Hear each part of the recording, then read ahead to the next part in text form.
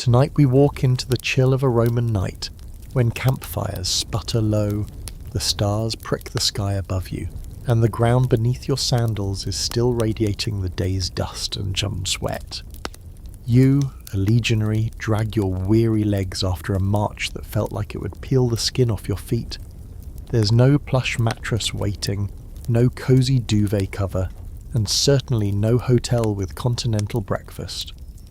What greets you instead is the cold air of an open plain, the smell of leather tents, the clank of your gear finally collapsing onto the ground, and a thin wool cloak that looks far too small for the job ahead.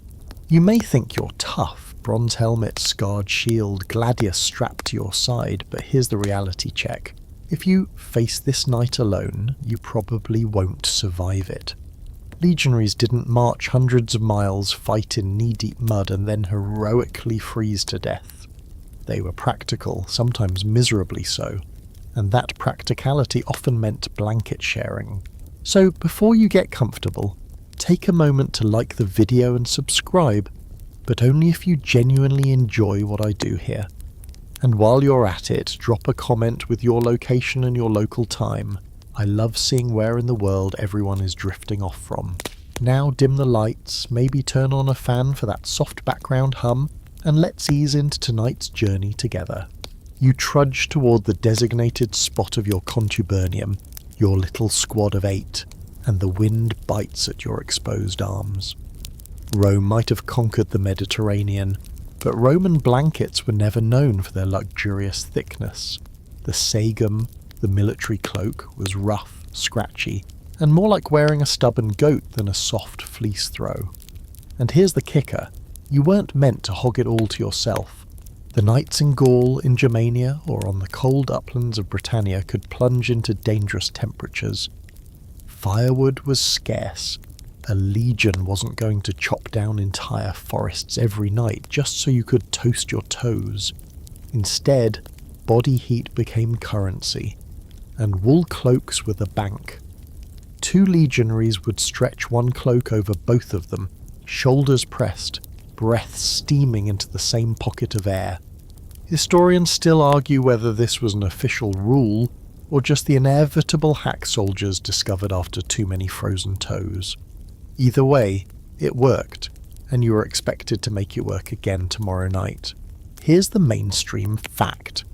Roman camps were laid out with machine-like precision, a grid of tents and ditches designed to be built and dismantled daily.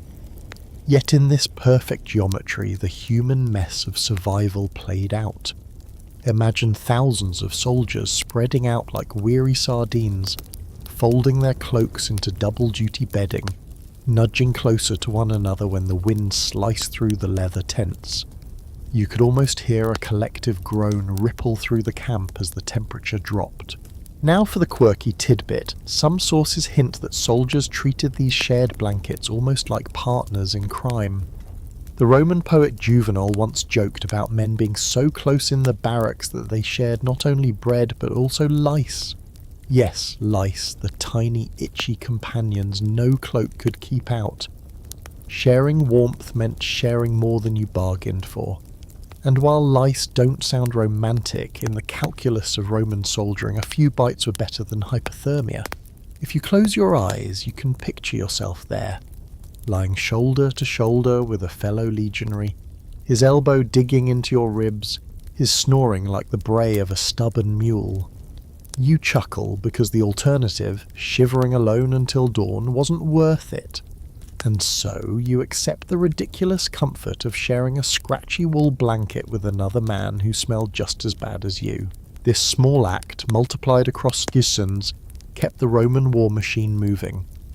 No general's speech, no eagle standard, no shiny bronze armour was as immediately useful as one threadbare blanket doubled up between 2 tired soldiers.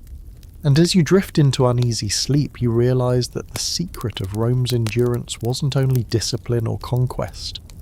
It was also in these quiet, uncomfortable, slightly absurd moments when survival meant huddling close, teeth chattering in unison. You heave your pack off your shoulders, and the straps leave angry red lines across your skin. Every legionary knew the same bitter truth. Roman equipment weighed enough to make a donkey cry. Estimates vary, but with armour, weapons, rations and tools, your burden could creep past 30 kilograms. Basically a gym membership strapped to your back. And what little space remained for personal comfort. A rough wool cloak, rolled up tightly, jammed between pots and spare sandals. That was your blanket. No feather-stuffed luxury.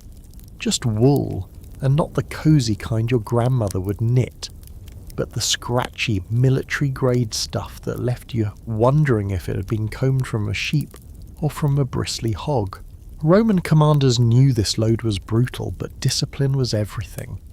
You carried not just weapons, but a little bit of Rome's empire on your back. A legion was self-sufficient, dragging roads, forts and camps across landscapes like some giant snail, leaving a trail of order behind it. If you wanted comfort, you had to make do with what fit in your marching pack. That meant you either learned to share or you froze, and because every man had only one cloak, doubling up was more efficient than stubbornly hogging your own. Here's your mainstream historical fact. The Roman sarcina, the marching pack, was carefully standardized.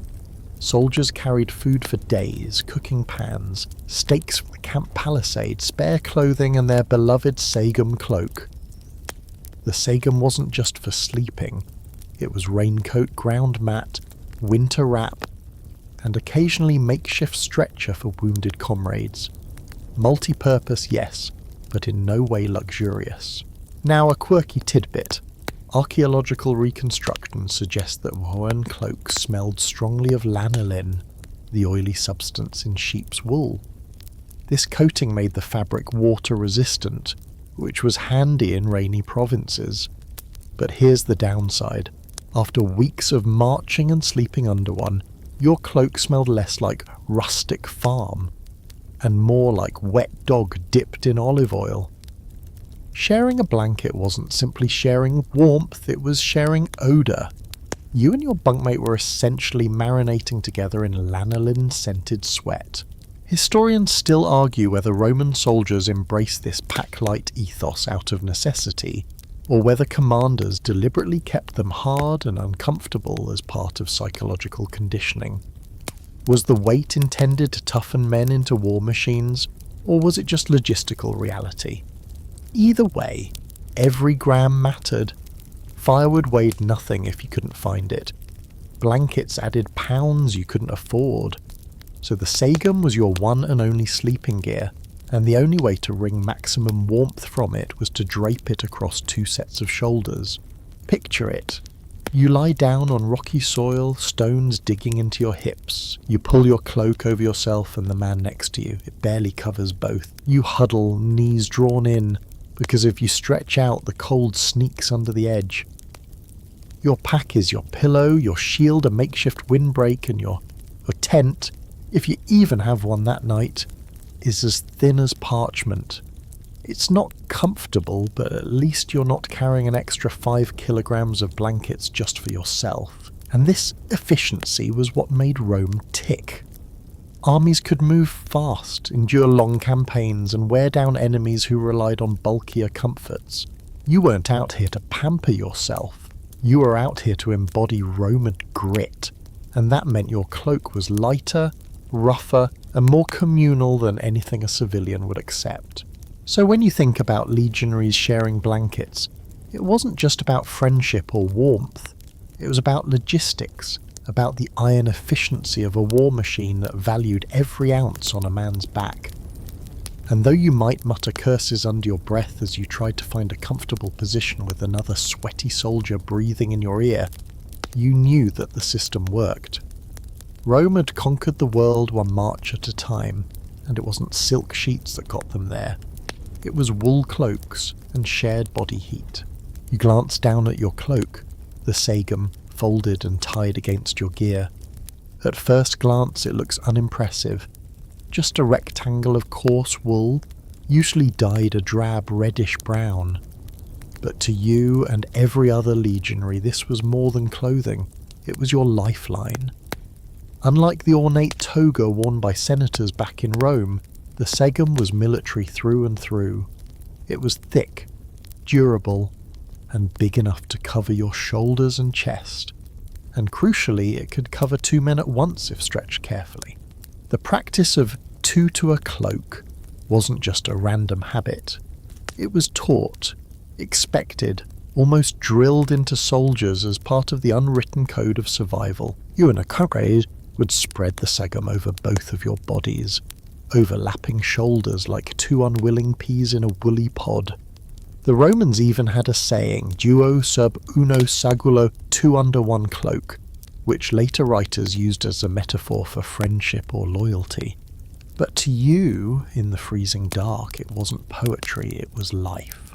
Here's the mainstream fact. Roman cloaks were pinned at the shoulder with a fibula, a kind of brooch, and could be unfastened quickly to double as bedding. Writers like Livy and Plutarch describe soldiers wrapping themselves together, their cloaks spread like communal blankets. The segum wasn't elegant, but it was versatile enough to become a literal bond between soldiers.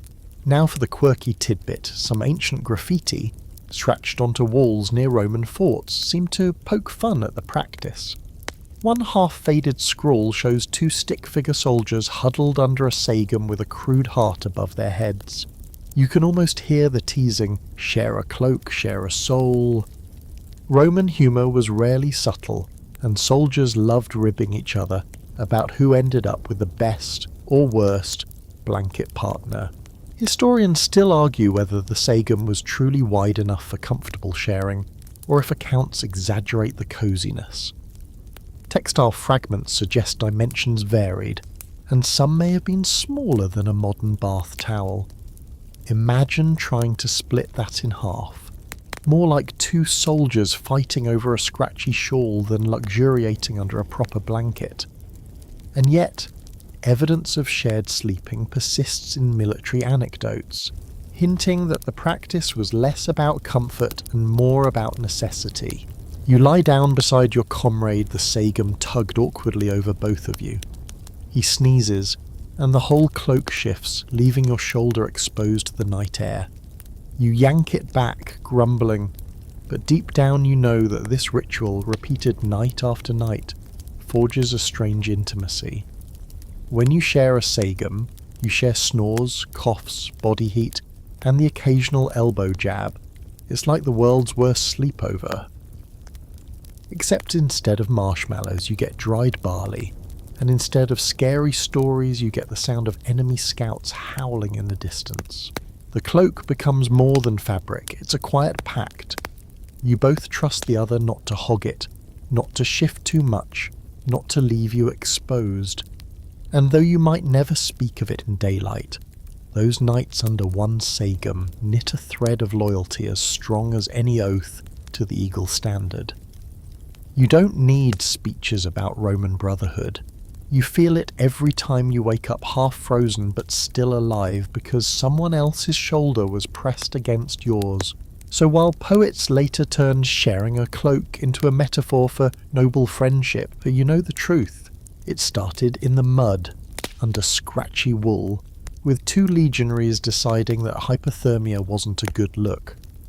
The segum was more than a cloak. It was Rome's smallest but most reliable survival strategy, stretched thin between comrades who couldn't afford to be strangers. The campfires burn low, hissing as damp wood gives up its last sparks, and suddenly you realise the worst truth of the Roman night. There just isn't enough firewood to go around. During the day, men were ordered to gather what they could, hacking at scrubby trees, dragging branches, or stripping brush from the landscape. But an army of thousands gulps down fuel faster than a tavern drinker gulps cheap wine. You can't keep every fire blazing all night without stripping the countryside bare. And commanders didn't want soldiers wasting precious daylight chasing logs instead of marching or fighting. So the fires flicker, fade, and die, and you are left with only your cloak, your breath, and, if you're lucky, your bunkmate's warmth. Here's the mainstream fact. Roman camps were designed with fire pits, but the army's demand for fuel was staggering. Historians note that legions in wooded areas often left behind landscapes resembling a giant had taken a razor to them, clear-cutting for miles. In barren provinces like parts of Judea or the northern frontiers of Germania, firewood was so scarce that soldiers had to rely on dried dung or brush to make a flame, hardly enough to warm more than a pot of millet porridge. Now for the quirky tidbit, Pliny the Elder, ever the collector of odd knowledge, mentions that some soldiers burned bones when wood ran out, claiming the marrow inside gave off extra heat. Whether that worked or not is another question, but you can imagine how desperate you'd have to be to shovel bones into the embers just for a few more minutes of warmth. Historians still argue whether Roman soldiers were expected to ration firewood strictly, or whether commanders turned a blind eye to foraging, which often meant pillaging nearby farms. Some accounts insist discipline kept men from stripping entire regions, while others point to archaeological evidence of scorched, barren soil around former Roman camps. The truth is probably somewhere in between. Soldiers took what they needed, and when it ran out they improvised. So here you are, sitting by a dying fire, shuffling closer to your comrade. He grumbles, shifts the cloak, and before long the two of you are lying shoulder to shoulder, your sagum stretched thin across both chests. You sigh and try to find humour in it. Two battle-hardened legionaries reduced to shivering like schoolchildren caught in the rain. Somewhere an owl hoots, somewhere else another soldier coughs. The camp is alive with the tiny sounds of discomfort. But no one dares complain too loudly. After all, you're still alive, and the cold hasn't killed you yet. You tug the sagum tighter, feeling the lanolin's stiff wool scratch against your chin. The fire's glow fades to ash, and the world becomes a wide black sea of night. In that darkness, firewood is no longer the main source of warmth. Human closeness is. Your bunkmate exhales, a warm mist brushing against your face, and for a moment, ridiculous as it feels, you're grateful. The empire may have been built on swords, shields, and discipline, but night by night it was held together by something simpler, the heat of two tired bodies beneath a single blanket. The cold presses in harder, and you realise that this is not just about survival, it's about trust. You lean into your comrade under the sagum, and though you both grumble about elbows, smells and snoring, you know that without him, you'd be shivering yourself awake all night. Blanket sharing wasn't only an accident of logistics, it was camaraderie by necessity, a bond that kept morale intact when Rome pushed its men to the edge. Here's the mainstream fact. Dem system. Roman discipline demanded that soldiers march, fight and live in lockstep. Cohesion wasn't just an ideal, it was drilled into daily life. By sleeping side by side, by sharing a cloak, you became more than neighbours in a tent. You became a pair, a duo who knew each other's quirks, weaknesses and strengths. The contubernium of 8 men was already a tight-knit cell, but within it pairs emerged as the smallest units of trust. Now for the quirky tidbit. Some Roman writers joke that comrades became so close they could finish each other's sentences, or snores.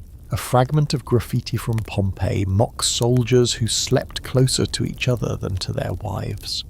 Whether that was affectionate teasing or biting sarcasm, it suggests everyone knew how physically close the army forced its men to be. Historians still argue whether this blanket-sharing camaraderie translated into battlefield loyalty. Was the bond of sleeping back to back under one cloak strong enough to carry into the charge, the shield wall, the scream of battle? Some scholars say yes, that survival together at night made you fight harder for each other by day. Others argue that Roman soldiers obeyed because of pay, punishment, and discipline, not because they cuddled through cold nights. Maybe the truth, as so often with Rome, lies in a messy middle. Both fear and friendship work together. You lie there now, trying to rest, listening to your comrade's breathing. It's not peaceful, not exactly. He snores like a mule, and you're convinced he deliberately hogs the best corner of the cloak. But every now and then, when the wind cuts across the camp and the sagum flutters, you feel him shift closer, covering you both again. That tiny unspoken gesture reminds you why you trust him. He may steal your bread ration in daylight, but when frost threatens, he'll keep your shoulder covered. And this strange closeness becomes routine. You bicker during the day, curse each other's habits, maybe even trade punches if tempers flare. But when night falls, you huddle again, because no pride is worth a night of cold misery. The empire might have been built on laws, on legions, on aqueducts and roads, but here in the dark, its foundation is a shared blanket and the stubborn, reluctant friendship it creates. You wake in the morning with a stiff back, your pack digging into your ribs, and your cloak tangled awkwardly around both you and your comrade. It's not glamorous, but it's efficient, and efficiency was something the Romans perfected. What might surprise you is that even sleeping arrangements were treated like drills. You didn't just flop wherever you liked. There was a system, a ritual, a way to lay down bodies as predictably as bricks in a wall. Here's the mainstream fact. Each Roman tent, the Papilio, housed a contubernium of 8 men. Inside, sleeping positions were organised, with pairs lying side by side beneath sagums, their gear lined up neatly behind them, shields forming barriers along the tent edges. The goal wasn't comfort, but uniformity. If the camp was attacked at night, everyone knew exactly where his comrade was, and how fast he could reach his weapons. Even in sleep, Rome demanded order. Now for the quirky tidbit. Archaeological reconstruction suggests soldiers sometimes dug shallow trenches inside their tents, not just for drainage, but also so bodies could slot together more easily on uneven ground. Think of it like a human Lego system, stacking men for warmth. Imagine explaining to a new recruit, yes, dig your trench, lie here, press against him, and no, you don't get a choice who snores next to you. Nothing says imperial discipline like spooning by regulation. Historians still argue whether this sleeping drill was enforced across all legions, or if it varied by region and commander. Some say the precision described in sources like Polybius was more idealized than real, a literary way of bragging about Roman orderliness. Others believe the evidence of standardized camp layouts proves that even bedtime was militarized. Either way, the practice of soldiers arranged in neat, blanket-sharing rows shows just how far Rome went in turning human beings into living cogs of an army machine. You close your eyes and picture it.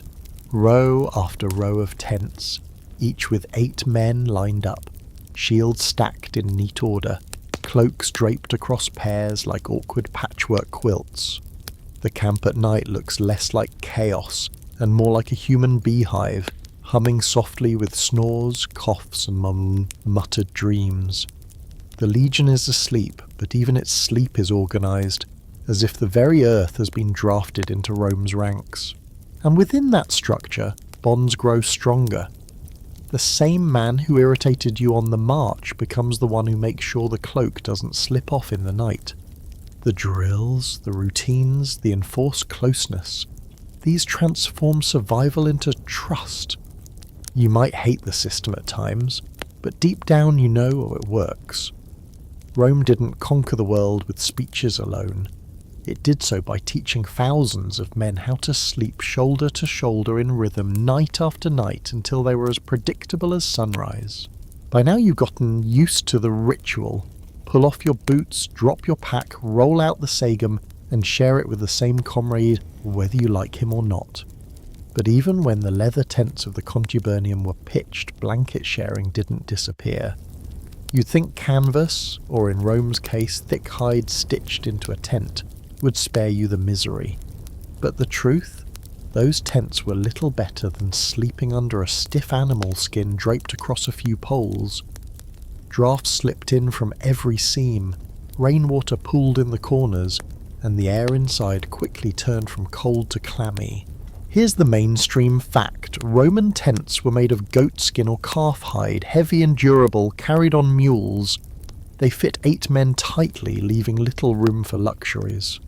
Archaeological finds at forts along Hadrian's Wall confirm the standard size was around 10 square metres, about enough for 8 legionaries lying side by side if they didn't mind touching knees and elbows. Even inside, cloaks had to be spread across pairs to keep the damp from cutting through the night. Now for the quirky tidbit.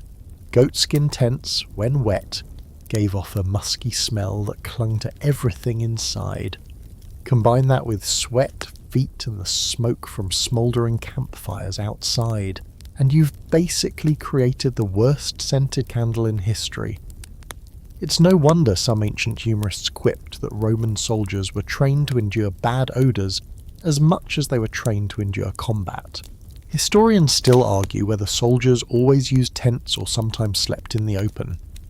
Polybius swears by the standardised tent system, but other accounts mention campaigns where tents were left behind to lighten the load, leaving men to sleep beneath the stars. Did they share cloaks under the leather roofs? Or did the practice thrive especially on those bare, tentless nights? Either way, the evidence suggests that blanket sharing wasn't a rare fallback. It was a nightly habit, tent or no tent. Picture it. 8 of you squeezed inside, shields stacked like a fence near the entrance, weapons at hand, packs against the tent walls. The sagum stretches over you and your partner, his shoulder pressed tight to yours. Outside, rain patters against hide, trickling down seams, while the chill wind whistles low. Inside, the air smells like wet goat and unwashed men. Not exactly the recipe for sweet dreams. Yet you feel the warmth creep slowly between you, spreading through the rough wool cloak.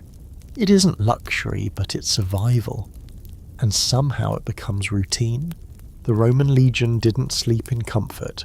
It slept in tight ranks, shoulder to shoulder, sagum over 2, tent over 8, and the empire overall. The sagum might have been your lifeline, but the real heart of the Roman soldier's world was the contubernium, that small, tight-knit squad of 8. These weren't just tent mates. They were your cooking partners, your drinking buddies, your sparring opponents, and most importantly, your blanket sharers. Rome didn't build loyalty by accident, it engineered it, and the contubernium was the crucible where that loyalty was forged. Here's the mainstream fact: the Roman army was structured from the bottom up. 8 men made a contubernium, 10 contubernia made a century, and so on, all the way up to the full legion. That tiny unit of 8 was expected to function like a family, sharing food, chores, and even wages for equipment. They dug trenches together, cooked barley porridge together, and when night fell they curled up under their sagums together. The army didn't just teach fighting, it taught living. Now for the quirky tidbit. Inscriptions suggest some contubernia gave themselves nicknames like sports teams or college dorms. Imagine being part of the Boars or the Owls, daubing crude animal sketches on your tent flap. It's easy to picture soldiers teasing rival squads or boasting about which group could set up camp faster. That sense of competition fed into blanket sharing too. If your squad was tight enough to put up a tent in record time, you'd also grumble less about being elbow to elbow all night. Historians still argue whether the intimacy of the contubernium was Rome's greatest strength or a recipe for resentment. Was it bonding, or was it suffocating? 8 men with different accents, habits, and tempers crammed into one leather tent could breed both fierce loyalty and fiery quarrels.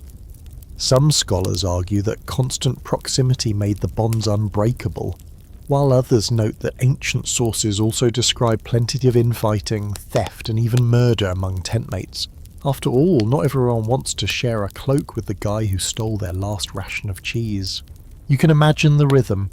At sunset, you and your squad gather around the small fire, boiling barley in a battered pot, maybe tossing in a scrap of bacon if luck is with you. You laugh, complain, swap gossip about the centurion, and then when the firewood dwindles, you retreat to the tent.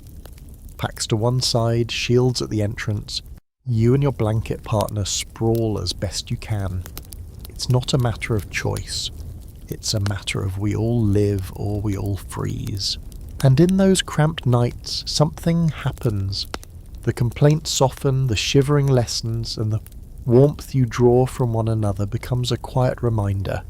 Rome might command you, discipline you, and march you to exhaustion, but it's your contubernium that keeps you alive. The empire was vast, but at the core of it all, the Roman war machine was really 8 men under one sagum, learning that survival is never a solo act. When campaigns shifted from the temporary leather tents of the march to the permanent stone barracks of a fortress, you might imagine that things got more comfortable. A roof overhead, real walls, or maybe even a raised wooden floor. Finally, no more soggy goat skin dripping on your head, right? But here's the truth. Even inside those fortresses, Roman soldiers kept their blanket-sharing habits. Old routines die hard, and warmth is warmth whether you're on muddy ground or in a drafty stone room. Here's the mainstream fact. Barracks uncovered at sites like Vindolanda and along Hadrian's Wall show rows of narrow rooms, each designed to hold a contubernium. The front space often acted as a small hearth or storage area, while the back chamber squeezed in 8 men on wooden bunks or straw mattresses. There was no privacy. Each room was like a shoebox, stuffed with armour, weapons, packs, and sweaty legionaries. Even with walls and a roof, drafts whistled through cracks, and the damp climate of Britain or the Rhineland made blankets and shared body heat just as necessary as on campaign. Now for the quirky tidbit, wooden tablets found at Vindolanda include casual letters between soldiers and their families, and one even complains about the cold. Imagine writing home not about battles or glory, but about freezing nights in a fortress, hinting that the Empire's greatest enemy wasn't the barbarians but the weather. One can almost hear the sarcasm, send socks, and yes, archaeology confirms socks were worn with sandals, destroying that Hollywood myth in one fell swoop. Historians still argue whether soldiers in permanent forts really doubled up under cloaks, or if the barracks allowed for slightly more comfort and individual bedding. Some point to the discovery of woolen fragments and bedding in forts as proof that soldiers improvised softer sleeping arrangements. Others argue that supply chains weren't generous enough for every soldier to have his own thick blanket, so the old practice of sharing persisted even within stone walls. What's certain is that military culture prized familiarity over privacy, so solitude was rare, even in peacetime garrisons. Picture it. Your contubernium files into its narrow stone room after a day of drill or wall patrolling. You set your pack in the corner, kick off your boots, and flop onto straw that crunches under your weight. The walls might block the rain, but the air is still icy. Without thinking, you and your comrades tug the sagum between you once again, falling back into the ritual as naturally as breathing. The fortress might stand as Rome's monument to order, but in the barracks, life looks much the same as it did on the march. 2 men huddled under one scratchy cloak, whispering complaints about the centurion while the cold nips at your toes. You scratch at your shoulder where the sagum rubbed all night, and your comrade grumbles something about your restless legs. The truth is, warmth wasn't the only thing soldiers shared under their blankets, they shared everything. And while you might think, wait, isn't that unhygienic, you'd be right. The Romans thought about hygiene, but their ideas weren't quite the same as ours, and often they mixed practical warmth with medical folklore in ways that would make a modern doctor raise an eyebrow. Here's the mainstream fact. Roman military camps had strict routines for cleanliness, latrines, bathhouses when possible, and punishments for neglecting basic hygiene. Legionaries were expected to wash themselves and their gear, but when it came to bedding, blankets were rarely washed in the field. A sagum was thick, oily with lanolin, and not easy to clean on the road. That meant you and your partner were probably huddling beneath weeks, even months, of accumulated sweat, dirt, and, let's be honest, lice. Now for the quirky tidbit. Roman medical writers like Galen and Celsus believed that shared body heat could drive off illness. Warmth was thought to restore the balance of humours, the bodily fluids that supposedly governed health. So while modern readers might cringe at the idea of crawling into a cloak full of someone else's germs, a Roman might have thought, "Perfect, his warmth is good for me." Of course, it's hard to tell if this belief came from theory or from soldiers reassuring themselves while scratching bites in the dark. Historians still argue about the real impact of these practices on legionary health. Did shared blankets spread lice-borne fevers across camps? Some scholars point to accounts of outbreaks that decimated armies in Gaul or the East. Others suggest that communal warmth prevented worse fates: frostbite, hypothermia, or even death during brutal winter campaigns. As usual, the evidence is spotty, leaving plenty of room for debate. Picture it. You roll onto your side, tugging the cloak tighter. Your bunkmate shifts closer, half asleep, and you try not to think about the itch that started on your neck yesterday. Maybe it's just dry wool, or maybe not. Still, the warmth outweighs the discomfort. You mutter that old soldier's mantra, "Better itchy than frozen," and shut your eyes again. After all, Rome's great conquests weren't won by men in sterile lab coats, but by men scratching in unison beneath shared blankets, surviving one cold night at a time.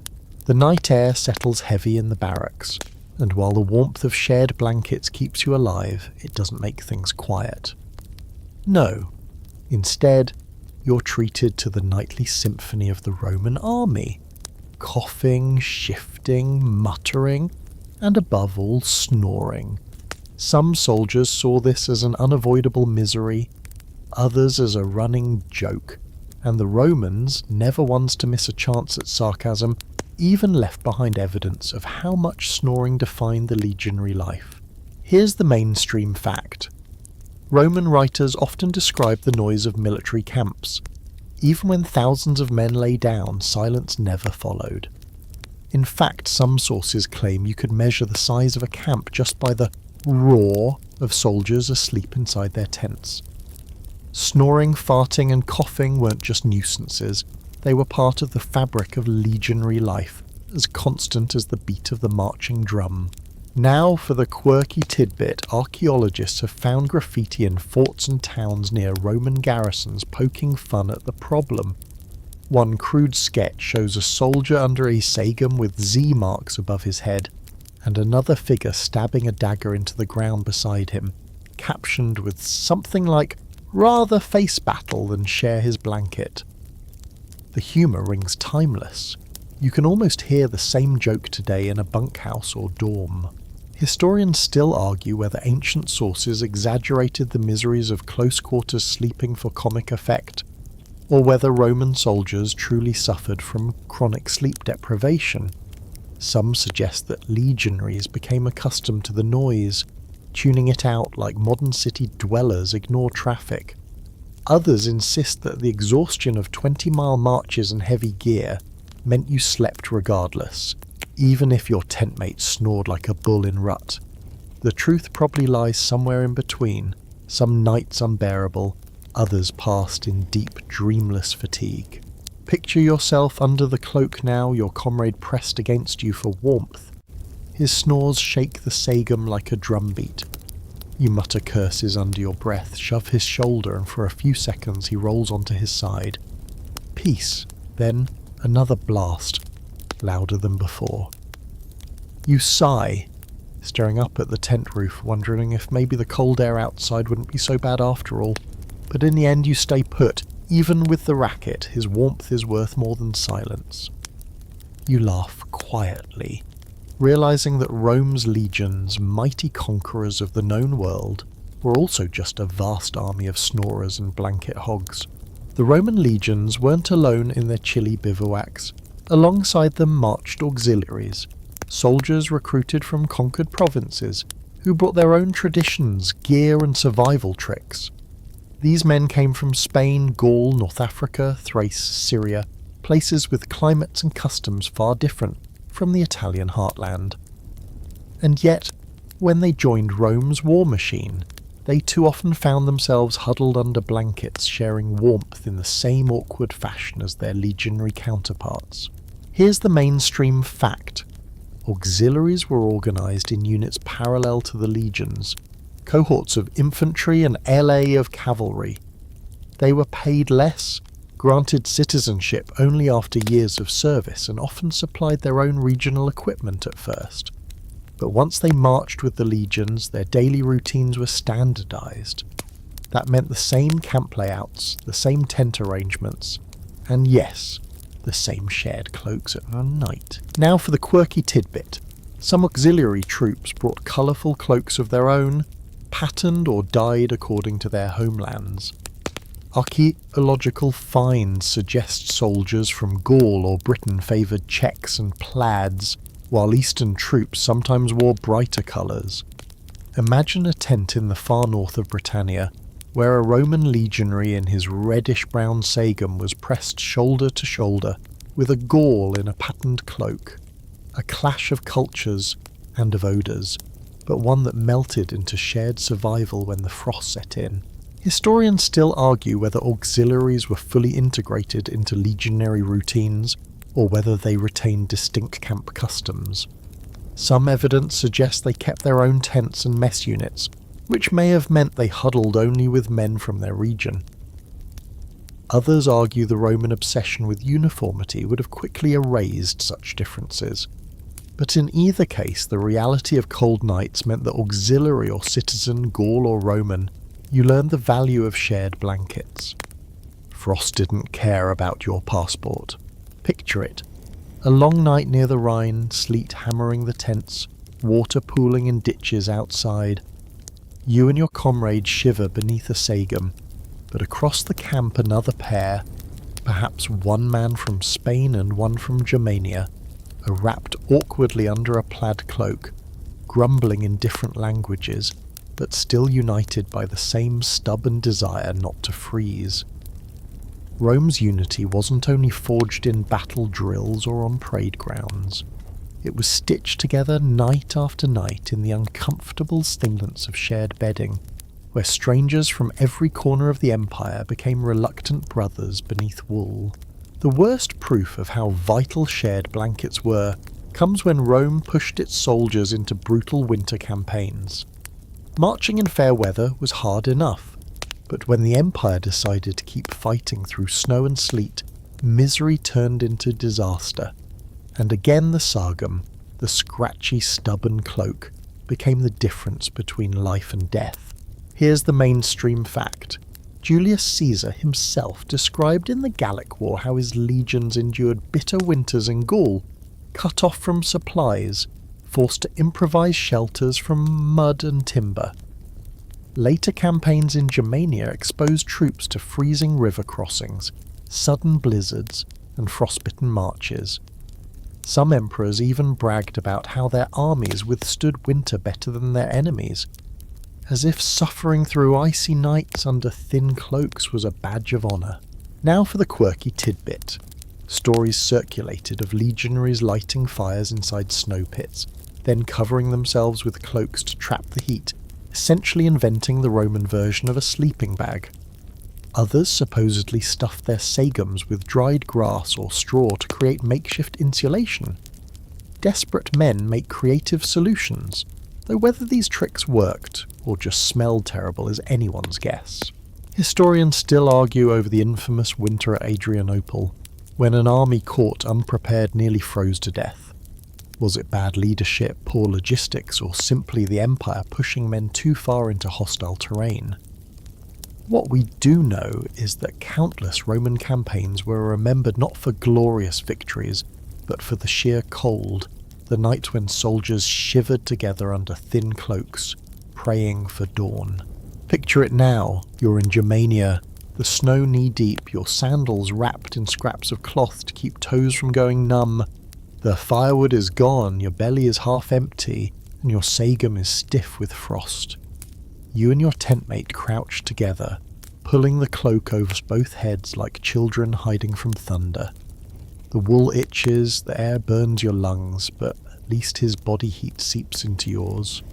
You might curse your commander for bringing you here, but you silently thank your comrade for keeping you alive. And so, in Rome's darkest, coldest hours, the Empire's greatest weapon wasn't iron or discipline. It was the stubborn warmth of two legionaries refusing to freeze, clinging to life beneath one battered cloak. By now, the sagum has become more than just wool. It's a symbol. Roman writers and later poets picked up on this ordinary, uncomfortable fact of military life and transformed it into metaphor. To share a cloak became shorthand for loyalty, friendship, and the kind of unbreakable bond forged not in marble halls but in muddy camps. Here's the mainstream fact. The phrase duo sub uno sagulo, two under one cloak, appears in Roman literature as a figure of speech for closeness. Cicero once used it in political commentary to describe allies bound together by convenience, whether they liked each other or not. To him, the image of soldiers huddled beneath a blanket was so familiar that audiences immediately understood the meaning. Intimate, reluctant, but enduring partnership.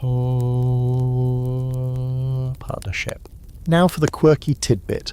Some storytellers spun tales of generals or even emperors using shared cloaks as displays of solidarity. One apocryphal anecdote claims that a centurion once offered his cloak to a freezing recruit, only to climb under it himself as the night grew colder. A gesture later exaggerated into a moral tale of Roman fraternity. Did it happen? Maybe, maybe not. But the story stuck because the image resonated. Nothing said we're in this together, quite like teeth chattering under a single piece of wool. Historians still argue whether Roman audiences took the metaphor as noble or ridiculous. Was it a moving image of martial brotherhood, or a sly joke about the indignities of soldiering? After all, elite Romans who never left the city could hardly imagine themselves pressed against a sweaty Gaul under a scratchy sagum. Some scholars say the phrase was tinged with mockery, while others insist it carried genuine admiration for the endurance of the legion. Picture yourself again in the barracks, cloak shared with your comrade. The symbolism doesn't cross your mind. You're too busy trying not to let your knees stick out into the cold. Yet centuries later, writers and orators will use your misery as a shining example of Roman unity. For them, sharing a blanket becomes a moral lesson, a piece of rhetoric. For you, it's just another night of itch, smell, and reluctant warmth. And maybe that's the truest symbol of all. Rome's greatness spun from the small, stubborn acts of ordinary soldiers surviving together. You tug at the sagum and feel its coarse heft, and for a moment you wonder, how many sheep did it take to keep an empire warm? Behind every cloak was a story of wool, dye, labour, and the vast supply machine that kept Rome's armies clothed. Sharing blankets wasn't just habit, it was economics. Supplying individual thick bedding for every man would have broken the empire's logistics. Sharing was cheaper, lighter, and frankly inevitable. Here's the mainstream fact. The Roman state controlled enormous wool production. Provinces like Spain and Gaul were famous for flocks, and state workshops, the Gynecia, processed wool into garments and military cloaks. The army required tens of thousands of new sagums every year to outfit recruits and replace worn-out stock. Wool was bulky, heavy, and expensive to transport, so distributing fewer cloaks per man, while expecting them to share, saved resources on an imperial scale. Now for the quirky tidbit. Some Roman satirists joked that sheep were Rome's silent soldiers fighting wars with their wool. Marshall once quipped that Rome's armies marched not only on grain but on fleece, since every battlefield looked like a giant laundry of cloaks hung out to dry. Imagine the sight. Thousands of sagums spread on bushes after rain, a red-brown sea of scratchy rectangles fluttering in the wind. Historians still argue whether soldiers were issued one cloak annually, or whether they were expected to make it last multiple years. Pay records show deductions for clothing suggesting legionaries were charged for their sagums rather than receiving them free. Did sharing extend the life of a cloak or simply wear it out faster? The evidence isn't clear, but the financial logic of pooling warmth seems unavoidable. You picture the supply chain now. Flocks sheared in Hispania, wool spun and woven, cloaks dyed with natural pigments, bundled onto ships, marched along roads and finally tossed into your calloused hands. One scratchy rectangle meant to protect you from rain, snow, mud and cold.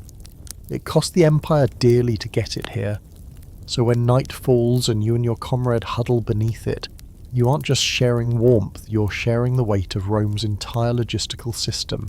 And in a way, that's what the Empire was, millions of small sacrifices, by sheep, by shepherds, by weavers, by soldiers, woven into one massive, threadbare but stubbornly durable cloak.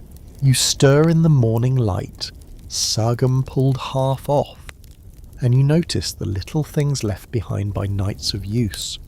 Stray wool fibres clinging to your tunic, straw still stuck to the hem, a faint smell of smoke that no amount of rain can wash out. For archaeologists centuries later, it's these scraps and traces, tiny fragments of wool, leather and wood that whisper about how legionaries really lived, and how often they huddled together beneath a single blanket. Here's the mainstream fact. Excavations at forts like Vindolanda and Masada have uncovered pieces of Roman textiles, woolen cloaks, socks, even scraps of dyed fabric. Though most sagums have long since decayed, impressions in soil and carbonized remains tell us they were real, tangible objects, not just mentions in dusty texts. Tent pegs, stake holes, and layouts of camps confirm how soldiers slept side by side, their cloaks spread out beneath and over them. The physical evidence backs up the written word. Romans lived rough, and blankets were central to their nightly survival. Now for the quirky tidbit. One discovery at Vindolanda included a child's shoe among adult military gear, sparking speculation that families or camp followers sometimes brought extra textiles, or even smaller cloaks, into the forts. Imagine a soldier borrowing his child's discarded wool scraps to stuff into his sagum for extra padding. An oddly touching image, hidden beneath the practical reality of military archaeology. Historians still argue how much textile evidence reflects actual legionary life versus rare accidents of preservation. Was every soldier issued the same cloak, or did supply shortages mean constant improvisation? Were blankets sometimes traded, stolen or patched together from local fabrics? Scholars debate whether the uniformity of Roman equipment extended fully to bedding. The absence of many surviving sagums leaves more questions than answers. Close your eyes and picture the ground after centuries. A ditch filled with rotted stakes, scraps of leather straps, bits of wool clinging stubbornly to soil. All that remains of thousands of nights, thousands of shivering soldiers pressed together beneath blankets. Archaeologists kneel in the mud, piecing together a story from fibres you once cursed for itching your skin. The sagum you wrapped around your shoulders to survive is long gone, but its memory lingers in the faintest of threads, proof that Rome's empire was not only carved in stone and iron, but also woven in wool. You roll over, sagum still half tangled around your legs, and if you could hear the chatter of scholars centuries later, you might laugh, for something as simple as sharing a blanket. Historians can't seem to agree on the details. Was it a deliberate policy drilled into every legionary? Or was it simply improvisation that became habit? Did commanders write it into regulations? Or did soldiers quietly figure it out in the cold and never bother to record it formally? Here's the mainstream fact. Roman military writers like Polybius and Vegetius describe camp layouts, supply systems, and gear in astonishing detail, but they say surprisingly little about bedding arrangements. The silence has left plenty of room for debate. Some experts argue that since the sagum was issued individually, sharing it must have been unofficial. Others counter that logistical realities made pairing up too efficient to ignore. The fact that later Roman literature uses two under one cloak as a cliché suggests the practice was common enough to be universally recognised. Now for the quirky tidbit. One medieval commentator on Roman customs actually mocked the idea, saying it was fit for peasants, not soldiers. Yet ironically, this criticism proves the image had stuck in cultural memory for centuries. If people were still laughing about it 1,000 years later, you know it must have been a well-known aspect of legionary life. Historians still argue about how far this habit extended. Did every soldier share nightly or only in the worst weather? Were there regional differences, with warmer climates allowing more individual sleeping, while cold provinces like Britain or Germania forced men to huddle? Without conclusive evidence, the debate remains open. But one thing is certain, the Roman army was ruthlessly practical. If sharing cloaks worked, it spread, whether or not some scribe bothered to write it down. You lie awake beneath the sagum, your comrade's elbow digging into your ribs, and you smile at the absurdity. Generals may give speeches about honour and destiny, but the real survival of Rome often hinged on decisions no one bothered to document, like whether two soldiers chose to share a scratchy wool blanket. Historians will keep arguing, footnotes and theories piling up, but you know the truth. Without that warmth, there would be no empire to write about at all. Morning comes, and with it the smell of damp earth, smouldering embers, and men stirring reluctantly from their beds.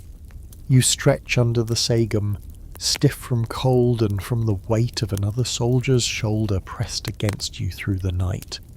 It isn't glamorous, but it has kept you alive. Again. Over time, this nightly ritual became more than survival. It became legacy. The shared blanket wasn't just wool. It was a symbol of Roman endurance, brotherhood, and the stubborn refusal to let cold defeat the army that conquered the world. Here's the mainstream fact. Roman military culture prized solidarity above all else. Soldiers swore loyalty not only to their commanders and the eagle standard, but to each other. Sharing cloaks embodied that principle in the most literal physical way possible. Each night reminded legionaries that survival depended on their neighbour, not just themselves. That trust carried into battle, where formations held because men believed the one beside them would never falter. Now for the quirky tidbit. Later writers in medieval Europe romanticised the practice, reimagining Roman soldiers as paragons of camaraderie who laughed through the cold because they had one another. Some even claimed that monks sleeping side by side in monasteries were emulating the Roman tradition of blanket brotherhood. Whether or not that was true, it shows how deeply the image of two soldiers under one sagum lodged in cultural memory. Historians still argue whether this legacy is exaggerated. Was blanket sharing really as universal and symbolic as later generations believed? Or was it just another miserable trick of survival elevated into myth?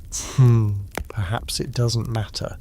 What matters is that the story persisted, that an empire which built roads, aqueducts and colosseums also built its strength on something as humble as wool and body heat. Picture it one last time, thousands of tents or barracks filled with men, each pair wrapped in cloaks, the camp glowing faintly with dying fires.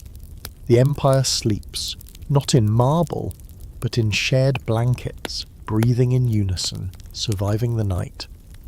Rome's greatness wasn't forged only in victories, it was sustained in countless anonymous moments like this, when survival was a team effort, one cloak at a time. And now, as you lie here, let the cold fade from your imagination. The scratch of wool softens, the snoring of your comrade fades to a distant hum, and the hard earth beneath your back becomes less stone and more cloud. The story of Roman legionaries reminds us that survival often rests in the smallest acts, leaning closer, sharing warmth, trusting another to pull the blanket back over your shoulder. Take a slow breath in, feel it settle, let your shoulders drop as though you've set down a soldier's heavy pack. Another breath out. Imagine the fires of the camp still glowing faintly, but now they're not for survival, they're simply soft points of light, flickering gently like candles. The night is quiet, calm, endless, and you are no longer burdened by armour, cloak, or duty. If your thoughts wander, let them do so as freely as a legion marching down a Roman road. Steady, purposeful, but not hurried. The road stretches out, but you don't need to reach its end tonight. All you need is rest, as countless soldiers once did, heads on packs, cloaks drawn close, breathing in rhythm with the night. And perhaps that's the lesson beneath the scratchy wool. That warmth, trust and closeness outlast even empires. You don't need marble walls or iron discipline to find comfort. Sometimes it's enough to close your eyes, feel another's presence, and let the night carry you. So drift now gently into the quiet. The fires are low, the cloaks are warm, the world is at ease. Tomorrow may bring marching or battles or burdens, but tonight brings only rest. Sleep well and sleep deeply.